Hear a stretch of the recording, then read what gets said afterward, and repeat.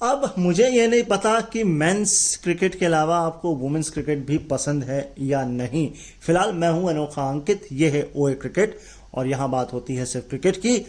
Border Gavaskar trophy के बाद एक और सीरीज शुरू हो चुकी है, वो है द वुमेन एशेज। आप में से कितनों को पसंद है मुझे नहीं मालूम, लेकिन चूंकि मुझे आप लोगों को स्टैट्स बताने होते हैं और मैं क्रिकेट के लिए पागल हूं, तो मैं कुछ भी देख लेता हूं। जैसे कि एलेक्स हार्टली कुछ भी देख लेती हैं, T10 से लेकर के टेस्ट मैच तक। मेरा भी वही हाल है, बट शर्त यह है कि मैं देख नहीं सकता, तो मैं सिर्फ सुनता हूं जो सुनने को मिल जाए, विद VPN विदाउट VPN, बस सुनता हूं, जरूर सुनता हूं। तो मैंने एंजॉय किया first one day match England Australia, जो कि आज ही होके हटा है। जिस तारीख को मैं आप लोगों के साथ ये बात कर रहा हूं, ये ऑडियो पॉडकास्ट अपलोड कर रहा हूं। पॉइंट नंबर 1, एलेक्स कैप्सी, इनके बारे में चर्चा करते हैं, क्योंकि एक स्टैट है, बहुत यूनिक स्टैट है, और वो स्टैट ये है कि ये 12 बार 30 ओवर से कम में बैटिंग करने आई हैं, लेकिन एक ही बार 40 रन बनाए हैं। हाईएस्ट स्कोर वैसे इनका 44-46 है, तो कुल मिलाकर के ये पारी को बड़ा नहीं कर पाती हैं।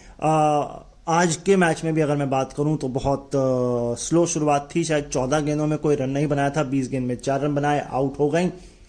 तो कहीं ना कहीं प्रॉब्लम है मिडिल ऑर्डर में इंग्लैंड की। बॉलिंग में भी प्रॉब्लम है उनकी, लेकिन उतनी नहीं है जिनकी उनकी मिडिल ऑर्डर में प्रॉब्लम है।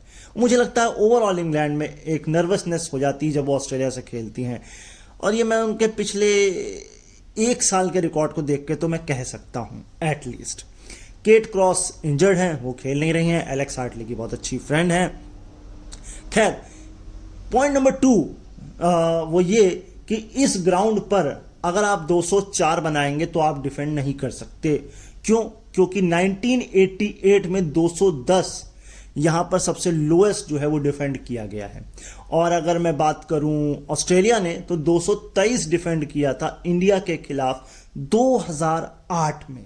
तो 204 बनाकर आप नहीं जीत सकते। फिर आप अगर कैच छोड़ देंगे तो बिल्कुल नहीं जीत सकते, है ना, और वो भी क्रंच मूवमेंट पर, और बिल्कुल डॉली कैचेस छोड़ देंगे तो आप नहीं जीत सकते। तो वही हाल यहां पर कुछ हुआ इंग्लैंड के साथ। सोफी इकल्स्टन की बात करते हैं। अगर सोफी इकल्स्टन की मैं ओवरऑल बात करूं तो उनका एवरेज है 16.9 और स्ट्राइक रेट है 29.9, लेकिन जैसे ही वो ऑस्ट्रेलिया के सामने आती हैं उनका एवरेज हो जाता है 39.8 और स्ट्राइक रेट हो जाती है 52 की, यानी कि दुगना हो जाता है, दुगना हो जाता है। लेकिन इस मैच की मैं बात करूं तो बॉलिंग तो अच्छी कराई है ना, लेकिन वही है, कैचेस नहीं हुए, रन ज्यादा नहीं थे, तो ऐसा है।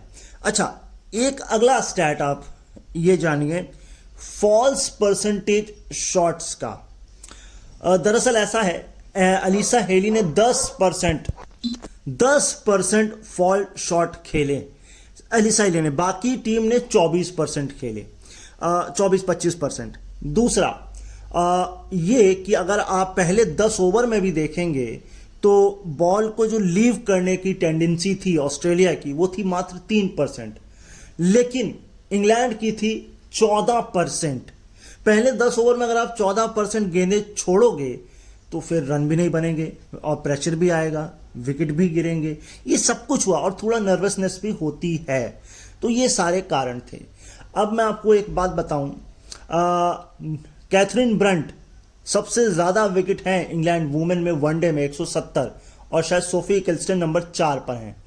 मार्च 2023 के आंकड़े हैं 89 विकेट, मुझे लगता है 100 हो चुके होंगे इनके वनडे में। लॉरा मार्च के मैं देख रहा था 129 थे, और एक कोई गार्नर हैं उनके 135 थे। ये कंफर्म करिएगा, क्योंकि कहीं पर ये डाटा है, कहीं पर नहीं है, लेकिन कैथरीन ब्रंट नंबर 1 है, ये कंफर्म है। इंडिया की पता है, झूलन गोस्वामी है सबसे ज्यादा विकेट वनडे में। तो ज्यादा लंबा मैं वीडियो आप लोगों के लिए बनाऊंगा भी नहीं। 2 बातें और करनी है आपसे। पहली ये कि नींद बहुत अच्छी जरूरी आनी चाहिए आपको, बहुत बहुत जरूरी नींद होनी चाहिए, क्योंकि एलेक्स हार्टली ने कहा है कि मुझे मैच भले सारे पसंद हैं, लेकिन मुझे सोना भी बहुत पसंद है। मैं 8:45 तक 9 साढ़े 9 तक सो जाती हूँ। और यही हाल वहाँ के एक कमेंटेटर का भी था। अच्छा, मेरा हाल भी यही है। मुझे अगर आप कहेंगे कि भैया रात का लेट नाइट मैच देखना, तो मैं शायद ना सुन पाऊँ, ना देख पाऊँ। आज भी सुबह मैंने 5 से लेकर 6:15 बजे तक का मैच नहीं सुना। मैं 3:30 बजे उठा था, लेकिन फिर सो गया क्योंकि नींद आ रही थी। लेकिन 6:15 से मैंने पूरा मैच एंजॉय किया। और जो बच भी गया होगा वो मैं रिपीट मोड पे सुन ही लूँगा, क्योंकि मिल जाएगा मुझे, कोई इतना बड़ा इशू है नहीं।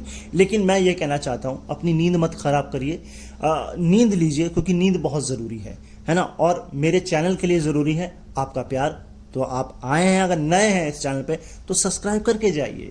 और ये काम पसंद आ रहा है तो लाइक कमेंट शेयर करके जाइए। अपना ख्याल रखिए, मुझे अपने दिलों में याद रखिए। ज़्यादा लंबा एपिसोड मुझे बनाना नहीं था, ये क्रिस्प सा है, बाकी कुछ है नहीं कहने को।